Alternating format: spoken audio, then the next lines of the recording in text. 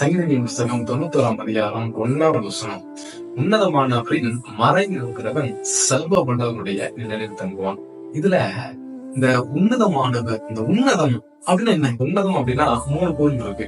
உயர்வு, மேன்மை, சிறப்பு. இதை நம்ம காமன் நம்ம எப்படி அதை எடுக்கலாம் அப்படின்னா, ஒரு பொருளை பீக் லெவல் மேல இருக்குன்னு எக்ஸ்ட்ரீம் லெவல்ல என்ன வைக்கிறோமோ அதான் உன்னதம்.